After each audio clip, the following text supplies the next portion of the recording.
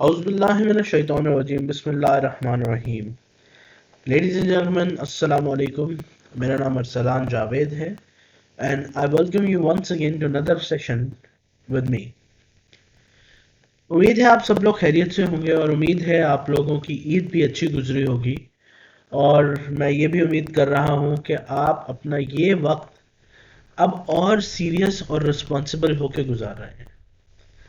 अब से पिछले जितने लेसन्स हो चुके हैं, जितने सेशंस, ट्रेनिंग सेशंस हो चुके हैं, आई होप आपने उनसे जो कुछ सीखा है आप उसको अपनी रियल लाइफ में भी अप्लाई कर रहे हैं, क्योंकि हम जो भी ट्रेनिंग्स ले रहे हैं उनका मेन कंसर्न यही है कि आप उन चीज़ों को अपनी रियल लाइफ में यूज़ करें। फॉर एग्ज़ाम्पल, अगर आप मैनेजमेंट पढ़ रहे हैं तो मेरा मानना यह है कि आपको मैनेजमेंट में भी अपनी डेली स्किल्स, अपनी डेली रूटीन में मैनेजमेंट के एस्पेक्ट्स को सीखने, शामिल करने की ज़रूरत है। और अगर आप इंग्लिश सीख रहे हैं तो भी आपको अपनी डेली रूटीन में उस लर्निंग्स को शामिल करना पड़ेगा, क्योंकि जब हम बात करते हैं मैनेजमेंट की तो भी आपको मैनेजमेंट अपनी रियल लाइफ में अप्लाई करनी चाहिए, और जब हम बात करते हैं इंग्लिश लैंग्वेज लर्निंग की तो आपको उसमें भी लैंग्वेज लर्निंग की प्रैक्टिस अपनी रियल लाइफ, अपनी डेली रूटीन लाइफ में शामिल करनी चाहिए, तभी तो जाके इफेक्टिवनेस बढ़ेगी। अच्छा दोस्तों, एक बात मैं जिस पे कंसर्न हूँ वो ये है कि मुझे ऐसा लगता है आपके असाइनमेंट्स को देख के कि आप में से कुछ लोग जो हैं वो पूरी वीडियोस को, पूरे सेशंस को नहीं सुनते। जब आप पूरे सेशन को नहीं सुनते तो जो ट्रेनर या टीचर जो मेहनत कर रहा है आपके ऊपर, ये उसके लिए भी डिसअपॉइंटिंग फैक्टर हो जाता है कि वो आपके लिए अपना टाइम और अपनी रिसोर्सेज को यूज़ कर रहा है, और जब वो अपनी टाइम एंड रिसोर्सेज को यूज़ करके आप तक कोई चीज़ पहुंचा रहे हैं तो this is your prime responsibility कि आप उनके भेजे हुए जो भी कंपोनेंट्स हैं उनको प्रॉपरली स्टडी करें। क्यों? इससे आपको बेनिफिट होगा। अगर if I am talking to you, if I am sending you any subject and you are going through it, any topic, any lecture, and you're going through it, it will benefit you. देखो, पढ़ाई को सिर्फ पास होने के लिए मत करो। पास आप लोग हो जाओगे, लेकिन असल चीज़ है कि आप कुछ सीखोगे। अब ये एक सवाल आता है, मैं अभी देखता हूँ फेसबुक पे हम सेशंस करवाते हैं, स्टूडेंट्स वहाँ पे व्यू करते हैं। व्यू करते हुए एक नज़र देखा, बात सुनी नहीं, कोई कमेंट कर दिया। अब क्या है कि हम डेली ऐसे लोगों को बुला रहे हैं अपने ISP के फेसबुक पोर्टल पे भी, जो कि बहुत कीमती वक्त अपना निकाल के हमारे साथ सेशंस कर रहे हैं। अब होता यह है कि उनको जब पुठे सीधे सवालात पूछे जाते हैं उनसे, तो वो परेशान होते हैं कि क्या मैं जो यहाँ पर इतनी डिटेल में बात कर रहा हूँ, क्या मुझे कुछ सुनने वाला है भी कि नहीं। तो दोस्तों याद रखो, आपको इल्म दे रहे हैं, आप उसको ले भी, आप उससे जो लर्निंग्स हासिल कर रहे हैं उनको अपने लोगों में स्प्रेड करें। और उससे बेनिफिट क्या होगा? आज का जो हमारा टॉपिक है वो इन्हीं चीज़ों के बेनिफिट के ऊपर बात करेगा कि आपका सबसे बड़ा मुकाबला जिस शख्स से है, आपको उसको हराना है, और आप उसको तभी हरा सकेंगे जब आप सीखेंगे। आपका सबसे बड़ा मुकाबला किससे है? मुझे डिस्कशन रूम में बताइए, किससे है आपका सबसे बड़ा मुकाबला? आपका सबसे बड़ा मुकाबला आप खुद से है। You are your biggest opponent. Why? Because आपका गुजरा हुआ कल जो था और आपका आने वाला कल जो है, आपका आने वाला कल आपके गुजरे हुए कल से अच्छा होना चाहिए। यानी कल जो अरसलान होगा वो जो गुजरे हुए कल में अरसलान था उससे बेहतर होना चाहिए। अगर मैं बेहतर नहीं हो रहा तो इसका मतलब है कि मैं अपना वक्त, अपनी एनर्जी, अपने रिसोर्सेज सब ज़ाया कर रहा हूँ। एक कोटेशन के साथ आज का ट्रेनिंग सेशन स्टार्ट करूंगा। Push yourself because no one else is going to do it for you. Push yourself का क्या मतलब है? एक दफा का जिक्र है कि एक शख्स था, एक माउंटेनियर था। उसने बहुत ऊंची एक पहाड़ी के ऊपर वो चढ़ गया।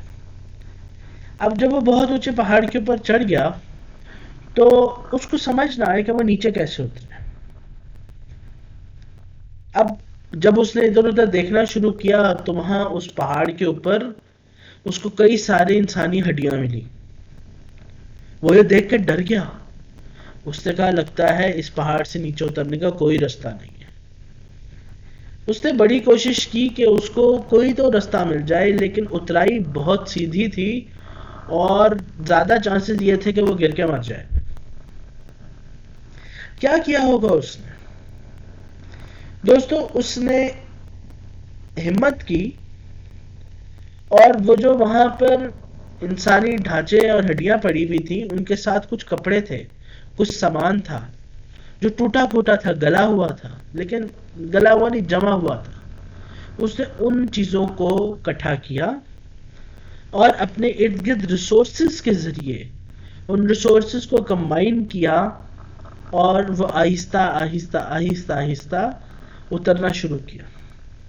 वो चढ़ाई जो उसने तकरीबन 6 घंटे में की थी, उसको उस चढ़ाई से उतरते उतरते 2 दिन लग गए। वो 2 दिन 48 घंटे मुसलसल उस पहाड़ से उतरता रहा, लेकिन उसने हिम्मत नहीं हारी। एक कहावत है कि no one can defeat you until unless you allow anyone to defeat you. ज्यादातर एक्सीडेंट्स क्यों होते हैं? ज्यादातर लोग हिम्मत क्यों हारते? क्योंकि दे स्टॉप होपिंग। जब उम्मीद करना बंद कर देते हैं, जब उम्मीद खत्म हो जाती है तो इंसान काम करना, मेहनत करना छोड़ देता है। अगर वो शख्स पहाड़ के ऊपर उन जिंदा वो जो उन ढांचों को देख के उम्मीद हार जाता तो कोई शक नहीं कि वो भी हड्डियों का ढेर बन जाता उसी पहाड़ पे। लेकिन उसने कहा I have the will to live, and when someone has the will to live they have to struggle to make it a better life. दोस्तों, this is called motivation. Motivation को कई अंदाज से देखा जाता है। कई दफा सूडो मोटिवेशन दी जाती है। सूडो का मतलब नकली। सूडो मोटिवेशन ये होती है कि एक शख्स है जिसके पास खड़े होने की भी ताकत नहीं है और हम उसे मोटिवेट करें, शाबाश तुम भाग सकते हो। ये सूडो मोटिवेशन के भी बेनिफिट्स होते हैं, क्योंकि इंसान जो है अगर वो हिम्मत बांध ले तो चाहे वो फिजिकली एबल हो या ना हो, वो फिर भी वो चीजें कर सकता है। आपको बिलीव नहीं है तो मैं आपको बताता हूं। एक दफा का जिक्र है, एक बुजुर्ग शख्स था। उसने कहा कि वो मरने वाला है। उसने अपनी बीवी को कहा कि मुझे पहाड़ों में दूर बैठे एक पीर बाबा का झूठा पानी पीना है। अगर मैं उस पीर बाबा का झूठा पानी पीऊंगा तो ही मैं बच सकता हूं। ये मुझे ख्वाब में आया है। दिन ब दिन उसकी हालत बिगड़नी शुरू हो गई। दिन ब दिन वो बीमार होना शुरू हो गया। एक दिन उसकी बीवी ने कहा कि देखो वो पहाड़ी बहुत दूर है, ना मेरे अंदर हिम्मत है, मैं इतनी बुजुर्ग हूँ, मैं इतनी बूढ़ी हूँ, मैं उन सीढ़ियों पे उन पहाड़ की ऊंचाइयों तक नहीं पहुंच सकती। उसने कहा तुम्हें मेरी मोहब्बत, अगर तुम मुझसे मोहब्बत करती हो तो तुम्हें ये करना होगा। एक दिन सुबह सवेरे वो बाबा उठा और वो बहुत खांस रहा था। तो उसने अपनी बेगम को आवाज़ें दी, लेकिन वो बूढ़ी औरत कहीं ना मिली। वो बहुत परेशान हुआ। खैर वो खांसता रहा, उठा, पानी पिया और फिर लेट गया। रात हो गई और वो बूढ़ी औरत नहीं आई। उस आदमी ने उठा, अपने लिए खुद कुछ खाने को बनाया, खाया और फिर लेट गया। थोड़ी देर बाद रात के गुप अंधेरे में अचानक दरवाजे पे खटका होता है और पता चलता है कि वो बूढ़ी औरत वापस आ जाती है। वो बूढ़ा आदमी सो रहा होता है उस वक्त, तो खटके से उठ जाता है और उठ के देखता है और पूछता है अपनी बीवी से, तुम कहाँ गई थी, मैं परेशान हो गया था। उसने कहा कि मैं तुम्हारे लिए वो पहाड़ वाले बाबा का जूठा पानी ले आई हूँ। उसने कहा लाओ मुझे दो, मैं पीऊँ। उसने उस बोतल को आधा पानी उसका पिया और एकदम उसने कहा, मुझे ऐसे लग रहा है मेरे जिस्म में जान आ गई है, अब मैं खड़ा हो सकता हूँ, अब मैं काम कर सकता हूँ। उसने कहा इस पानी को इकट्ठे नहीं पीना, बाबा ने कहा है कि इस पानी को घूंट ब घूंट, घूंट ब घूंट हफ्ते तक पीना है, ताकि तुम हफ्ते तक बिल्कुल चौको चौबंद हो जाओ। और हुआ इसी तरह। वो आदमी रोज सुबह उठता और एक चुस्की उसकी लगाता उस पानी की। और क्या हुआ, देखते ही देखते वो आदमी बिल्कुल ठीक हो गया। वो इतना ठीक हो गया कि उसने अपनी बीवी को कहा कि मुझे जो पुरानी बीमारियां थी लगता है कि वो भी खत्म हो गई हैं। और वही हुआ कि वो आदमी जिंदा रहा और उसकी बीवी मर गई, लेकिन वो फिर भी जिंदा रहा और बड़े अरसे जिंदा रहा। एक दिन वो अपनी बीवी के कुछ सामान में से गुजर रहा था, तो उसने एक वर्क देखा, एक पेज देखा। उस पेज के ऊपर लिखा था कि ये मैं एक ऐसा सच छोड़ के जा रही हूँ जो शायद मेरे मरने के बाद ही लोगों को मिले। और वो सच क्या है कि वो पानी जो है वो मैंने बाहर टूटी से भरा था और खुद उसका एक घूंट पिया था। तो वो किसी बाबा का झूठा पानी नहीं था, लेकिन जब उस आदमी ने इस यकीन के साथ वो पानी पिया कि वो उस बाबे का झूठा पानी है जिसका वो मुरीद है, तो वो ठीक हो गया। This is called placebos effect. तो दोस्तों बात यह है कि हमारी विल पावर बहुत स्ट्रांग है, और हम जितना ज़्यादा मोटिवेटेड होते हैं उतनी ज़्यादा हमारी विल पावर इफेक्टिव होती है। चलिए आगे चलते हैं, देखते हैं।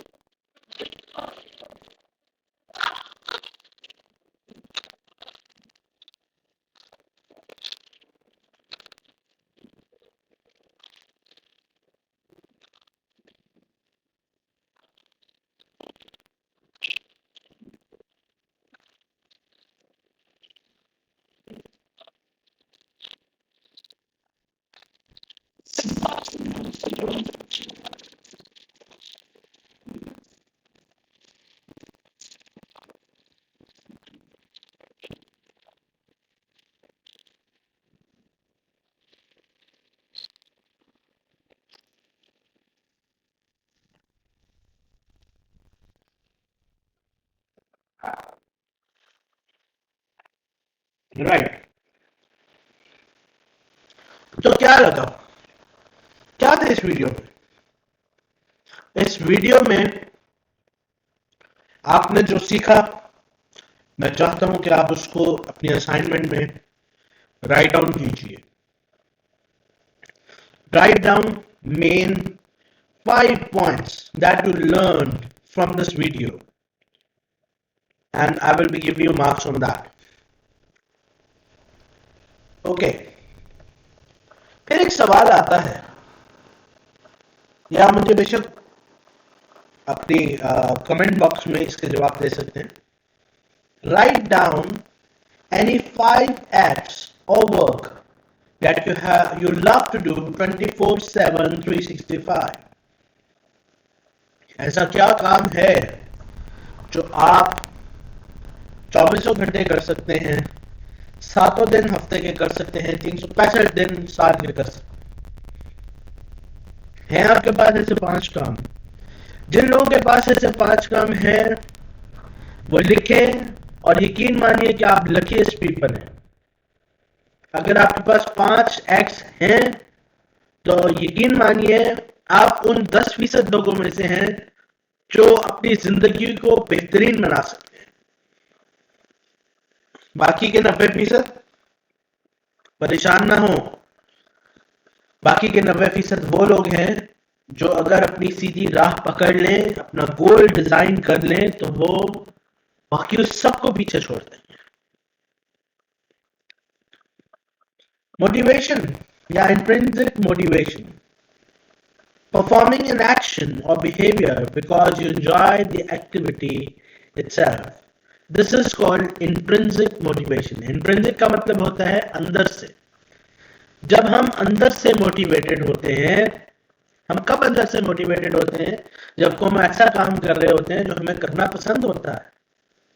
For example, I love travelling. तो जब भी ट्रैवलिंग की बात आती है मैं इंट्रिंसिकली मोटिवेट हो जाता हूँ। मेरे अंदर ऑटोमेटिकली एक इंटरेस्ट पैदा हो जाता है। मैं भागना दौड़ना और तेजी से काम करना शुरू कर देता हूँ, because I am happy, because that is something that I enjoy. So what happens that it gives me intrinsic motivation. आगे चलते हैं। बेनिफिट्स क्या है इंट्रिंसिक मोटिवेशन के? Persistence, creativity, conceptual understanding, high quality learning, optimal functioning and well-being। देखते हैं ये persistence जो है इसका क्या मतलब है। The higher a person's intrinsic motivation, the greater the person's persistence on the task। persistence का मतलब होता है कि किसी भी काम को करने की एक सस्टेनेबिलिटी। यानी अक्सर होता है ना, कोई काम हमें पसंद नहीं होता, हम उसको कर रहे होते हैं और बीच में हम बोर हो जाते हैं तो हम उस काम को छोड़ देते हैं। अरे यार मैं नहीं कर रहा। अक्सर कभी लूडो की कोई गेम आप खेल रहे हो और आप हार रहे हो तो आप रोंदी मार देते हो और चले जाते हैं, यार मैं नहीं खेल रहा। व्हाई? बिकॉज आपकी मोटिवेशन खत्म हो जाती है, बिकॉज आप उसमें इंटरेस्ट लूज कर देते हैं। When this happens, a person without an intrinsic motivation lakhs persistence. लेकिन एक पर्सन जो हायर इंट्रिंसिक मोटिवेशन रखता है वो ज्यादा परसिस्टेंट होगा। Creativity, the more people experience interest, enjoyment, satisfaction and challenge of the work itself, the more creative they are. जितना ज्यादा लोग अपने काम में, अपने एक्सपीरियंस में इंटरेस्ट और सेटिस्फैक्शन लेते हैं, वो क्रिएटिव ज्यादा होते हैं। आपका काम चैलेंजिंग है, आपको पसंद है, आपको उसको करने में मजा आता है, आप उसमें क्रिएटिव होंगे। Conceptual understanding, high quality learning, flexible thinking, active information processing, learning in conceptual way. Conceptual learning, high quality learning, जब आप किसी चीज में दिल से इंटरेस्टेड होते हैं तो आप फ्लेक्सिबल थिंकिंग रखते हैं, आपकी इंफॉर्मेशन जो है प्रोसेसिंग वो तेज हो जाती है और कंसेप्चुअल लर्निंग शुरू हो जाती है। Optimal functioning and wellbeing, greater self actualisations, greater subjective vitality, less anxiety and depression, greater self-esteem। जब आप अपना फेवरेट काम कर रहे होंगे आप खुशी महसूस करेंगे, आपको अपना मकसद, अपना रोल समझ आ रहा होगा, आप कम एंजाइटी में होंगे, कम डिप्रेशन में होंगे और ज्यादा कॉन्फिडेंट होंगे। एक्सट्रिंसिक मोटिवेशन क्या होती है? ये देख रहे हैं, ये बंदा है, इसके आगे गाजर लगाई हुई है, ज्यादा मूली लग रही है लेकिन गाजर है, ठीक है। तो क्या है कि ये गाजर पकड़ने भाग रहा है, क्यों? क्योंकि दिस इज एक्सट्रिंसिक मोटिवेशन, यानी बाहर से मोटिवेशन मिलती है। Extrinsic motivation, behavior that is driven by external rewards given by others such as money, grades and praise। हम कहते हैं बेटा पढ़ लो, नंबर मिल जाएंगे, हम आपको अच्छी जीपी दे देंगे। ये क्या है? ये मोटिवेशन है। कौन सी? एक्सट्रिंसिक। तो एक्सट्रिंसिक मोटिवेशन बुनियादी तौर पर धक्का है। अगर आपकी गाड़ी रुक गई है, आपको धक्के की जरूरत है, तो हम बाहर से धक्का लगाते हैं। That is called intrinsic extrinsic motivation. मैं चाहता हूं कि आप मुझे 2 और एग्जांपल कमेंट बॉक्स में बताएं एक्सट्रिंसिक मोटिवेशन की।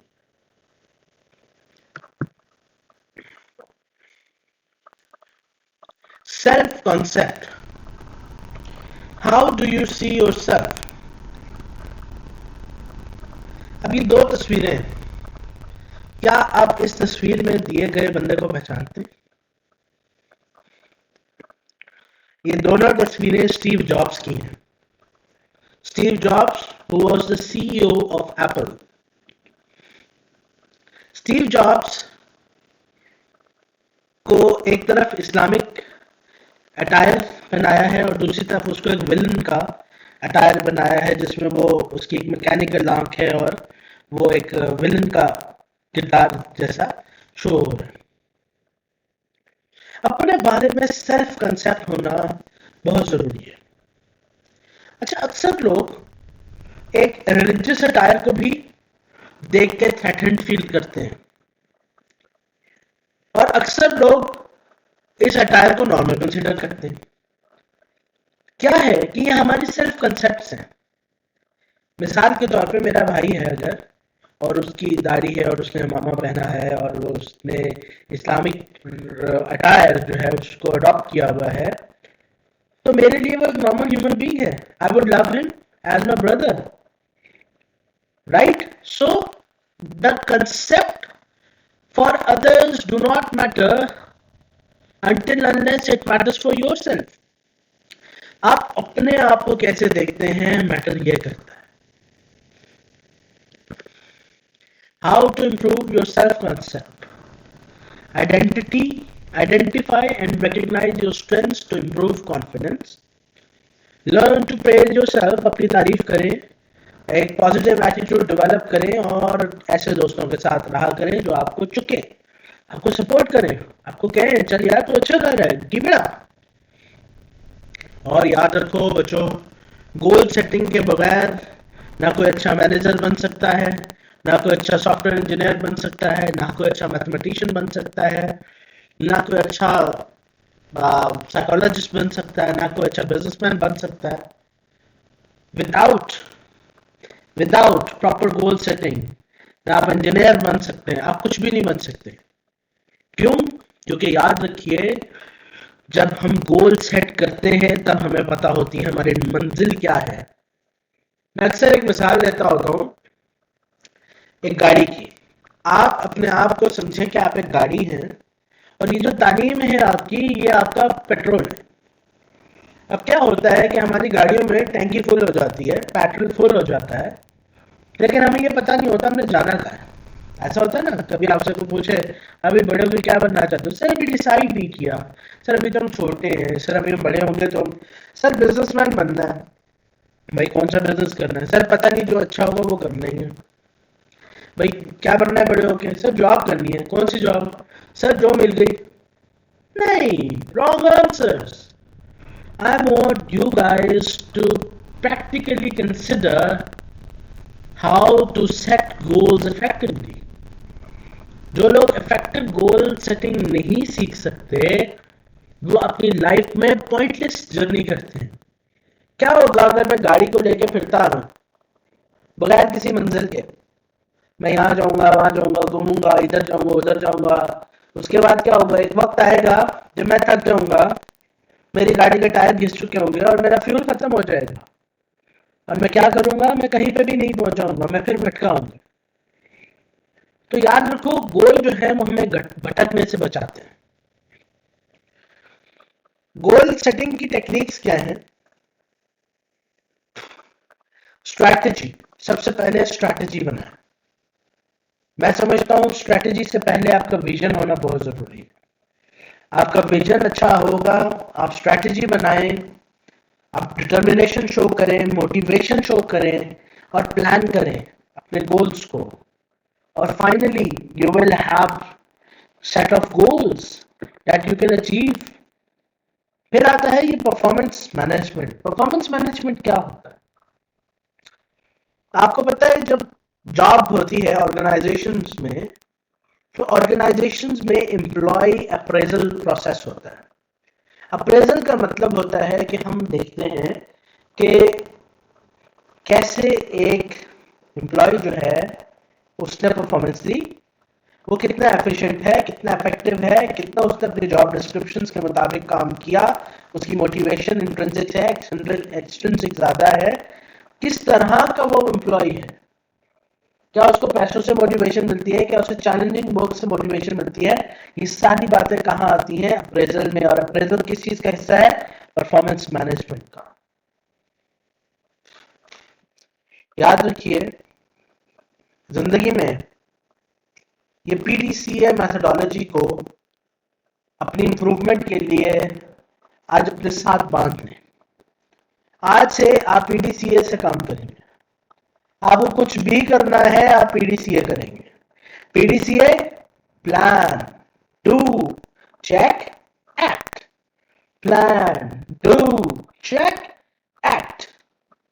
प्लानिंग करें, प्लानिंग के बाद काम शुरू करें, काम शुरू करने के बाद उसको चेक करें, और जब वो चेक हो जाए उसके बाद उसको मजीद बेहतर करें, आगे चलाएं उस काम। तो पीडीसीए मैथोडोलॉजी को हमेशा याद रखिए, एंड याद रखिए, everything is okay in the end. If it's not okay then it's not the end. Picture अभी बाकी है मेरे दोस्त। तो याद रखना, कितनी चाहत से मैंने तुम्हें पाने की ख्वाहिश की है कि हर जर्रे ने मुझे तुमसे मिलाने की साजिश की है। वो कहते हैं ना कि अगर सच्चे दिल से किसी चीज को पाने की ख्वाहिश हो तो पूरी कायनात झुक जाती है तुम्हें उससे मिलाने के लिए। तो याद रखिए कि जिंदगी में जिस चीज की तरफ आप बढ़ेंगे उसकी तरफ लॉ ऑफ अट्रैक्शन अप्लाई हो जाएगा, और लॉ ऑफ अट्रैक्शन से बड़ी मोटिवेशन कुछ नहीं है। मैं अपना आज का सेशन कंक्लूड करूंगा हदीस कुदसी से। अल्लाह पाक फरमाते हैं कि आपके साथ वही होगा जैसा आप गुमान करें। गुमान समझते? आप सोचे मेरे साथ अच्छा होगा तो यकीनन आपके साथ अच्छा होगा, आप सोचे आपके साथ बुरा होगा तो यकीनन आपके साथ बुरा होगा। तो हमेशा गुमान, गुमान कहते हैं एक्सपेक्टेशंस, होप्स हमेशा अच्छी रखनी चाहिए, बिकॉज अल्लाह पाक है सेड कि जैसा गुमान रखोगे वैसा ही। तो stay motivated, stay blessed, stay ahead of the game और जिंदगी ज़ाया मत करो यार, जिंदगी को प्रॉपरली गुजारो, एंजॉय करो, सीखो। Mobile phones, television, social media, ये सब जेल है, ये मैं कुछ सीखने नहीं दे रही। क्योंकि हम तब सीखते हैं जब हम बाहर निकलते हैं, हम तब सीखते हैं जब हम लोगों से मिलते हैं, हम तब सीखते हैं जब हम गलतियां करते हैं। जब हम कुछ नहीं करेंगे तो गलतियां कैसे करेंगे मेरे दोस्तों? तो बाहर निकलो, यहाँ से लेक्चर जरूर सुनो, सुनो लेक्चर्स, लेकिन लेक्चर सुनने के बाद बाहर निकलो और बाहर निकलकर एफिशिएंटली वर्क करो और अपनी असाइनमेंट को टाइम पे कंप्लीट करके मुझे भेजो। Thank you very much, have a very blessed day, Allah Hafiz.